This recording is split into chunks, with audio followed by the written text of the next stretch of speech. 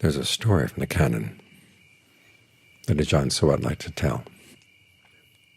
There was a time when the Buddha went to stay in the haunt of the Alawaka Yakkha, the spirit, who took offense at the fact that the Buddha was there. I told him to get out. And so the Buddha left. And the spirit told him to come back in again. So he came in, told him to get out a second time. This happened 3 times altogether. And then when the Buddha came in for the 3rd time, then the Yakkha told him to leave, and the Buddha said, "No, I'm not going to leave. You're asking too much." So the Yakkha challenged the Buddha. He said, "I'm going to ask you some questions, and if you can't answer the questions, I'm going to hurl you across the river Ganges, split your head into 7 pieces." And the Buddha said, "I don't know anyone who could hurl me across the river Ganges or split my head, so go ahead and ask the questions." So the Yakkha asked him some questions. And the Buddha answered to the Yakkha's satisfaction. The final question, or the final answer, had to do with 4 qualities to develop in the mind: truth, self-control, endurance, and relinquishment, or generosity. I think one of the reasons that Ajahn Suwat liked this story was because the Buddha was compliant. He wasn't stubborn, but when it came to what was proper, he stood his ground. This is very much a character of Ajahn Suwat. He was compliant in a lot of ways, but when it came to a matter of what was right or wrong, he stood his ground firmly. It wasn't because he was bullheaded, because he was very clear about what was right and what was wrong. As for the Buddha's final answer, that's become a famous set of dhammas, a set of qualities. It's listed in a Dhamma textbook in Thailand as qualities appropriate for lay people, but they're appropriate for everybody. The late king of Thailand, Rama IX, when they celebrated the 200th anniversary of Bangkok, gave a talk, and the 4 qualities were the basic theme of the talk, which is saying that if Thai people develop these qualities, the nation would prosper. Of course, the same holds everywhere. Here in America, if our leaders followed these qualities, the nation would prosper. If the people followed these qualities, would prosper, not only in terms of material wealth, but also in terms of the quality of life, the quality of our living together. Because they're all qualities in which you take responsibility for your actions, responsibility for your words. You stand by them.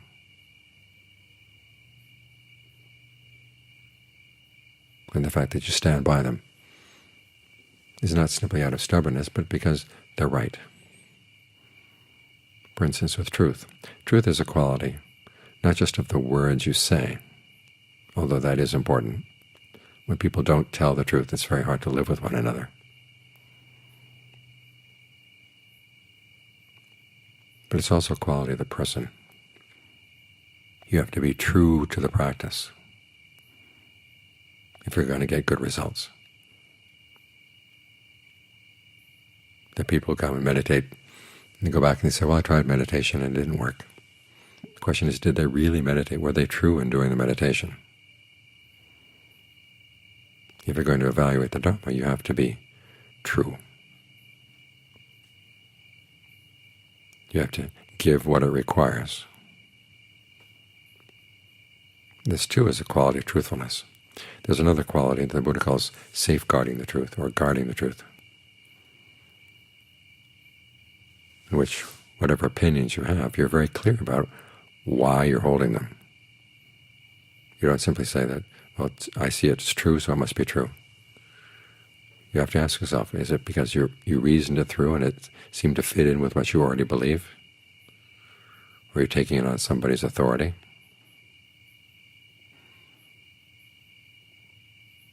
Those are not grounds for something's being true or false. So it teaches you to have a certain humility about your opinions, which will be good in the world. People are very sure about their opinions, based on flimsier and flimsier evidence. and again it gets hard to talk to one another. But if you're clear about where you get your opinion, then you begin to realize, okay, this is something I have to test.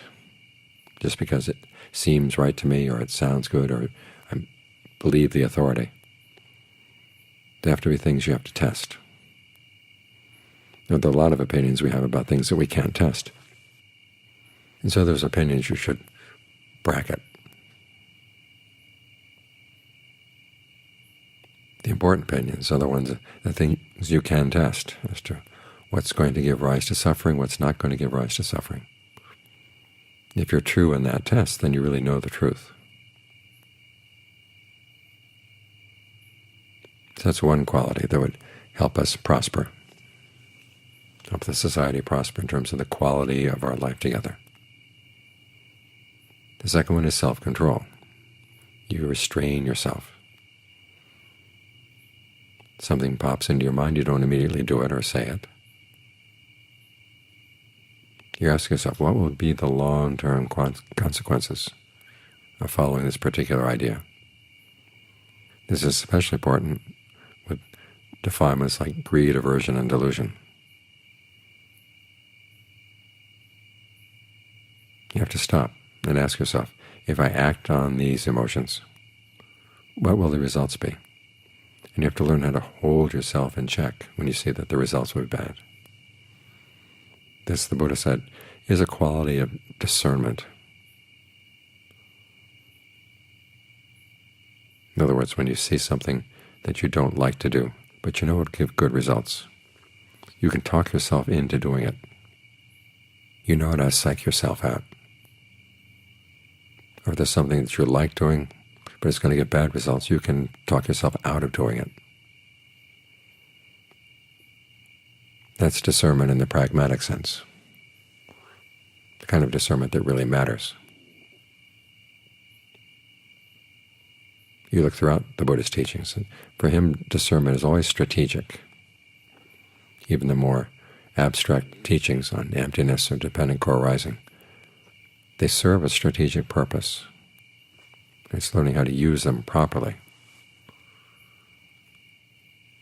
Is a sign of true discernment. You don't just parrot what's in the books. You know that a particular teaching has what the Buddha called its atta, its goal, its purpose, its meaning. What is it for? And so you apply it at the appropriate time, and then you put it aside at the times that are not appropriate. There are only two teachings the Buddha gave that he said that are always true across the board, categorically true. One is the principle that skillful action should be skillful action should be developed, unskillful action should be abandoned. And actions there it covers not only physical actions, but also the words you say and the thoughts you think. And then the other teaching is the Four Noble Truths and the duties appropriate to them: to comprehend suffering, abandon its cause, realize the cessation of suffering by developing the path to the cessation. Those are the only teachings that the Buddha said are true across the board. Other teachings, he said, you have to know the proper time and place.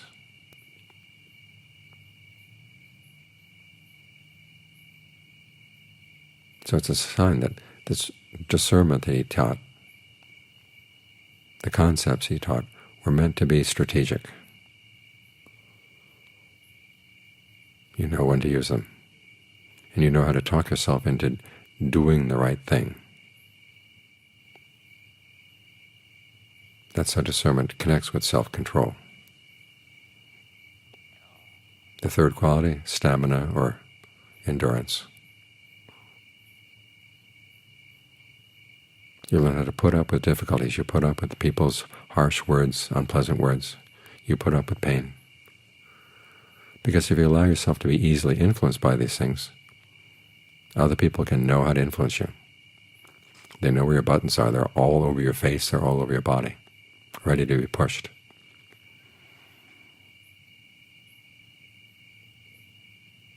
But if you have a measure of self-control, again, this goes together, a measure of endurance.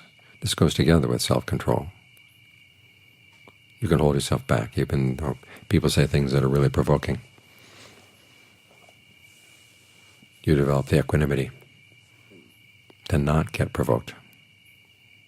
And that puts you in a position where you can more clearly see what should be said, what would be the most effective, useful thing to say at a particular time. The same with physical pain.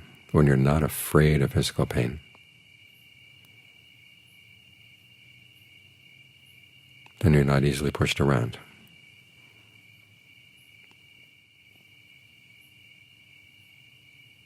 So it puts you more in a position of power,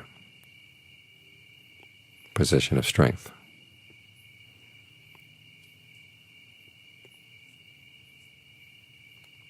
And when you don't react with knee-jerk reactions to difficulties,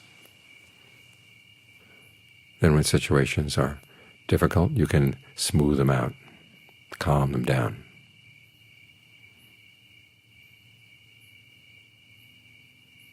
Instead of inciting people to further turmoil, you can take a situation and unravel it.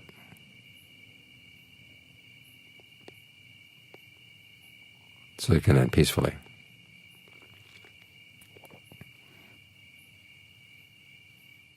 So it's a good quality to have, again, for peace. And then finally, relinquishment, which can also be translated as generosity. Realize that you have more than enough in terms of your material wealth, in terms of your time, in terms of your energy. It may not be unlimited, but you have enough to share. And when people can share things like this, society becomes a useful thing.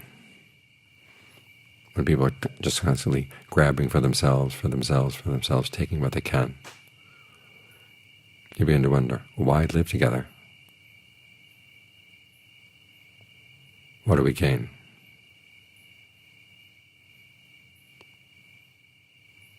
Some people gain, some people are deprived. But even the ones who gain don't gain much in terms of the qualities of their minds. It's when we share. The life together becomes a better life, and we grow as individuals. So these are the four qualities that the Buddha taught to the Yakkha. Now Yakkhas are for their anger and for their impetuousness. These are precisely the qualities that not only Yakkhas but human beings have that get them into a lot of trouble, create a lot of turmoil. These are precisely the qualities that counteract the tendency that would lead to more turmoil. These are the qualities that can take turmoil and turn it back to peace. If we sit around waiting for everybody else in society to develop them, it's never going to happen. They have to start with us. We have to learn how to be truthful, how to exert self-control, how to develop our stamina and endurance, and how to learn to be more generous. In other words, we become mature, responsible human beings, the kind of human beings in which a livable society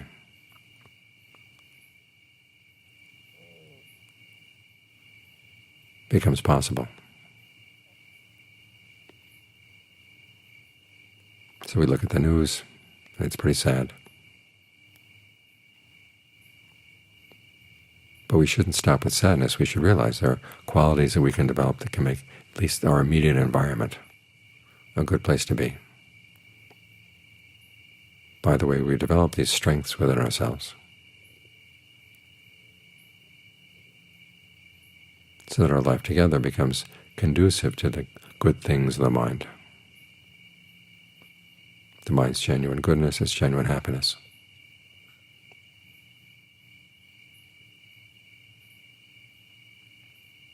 Genuine in the sense that it's really lasting and goes deep, deep into the mind and the heart.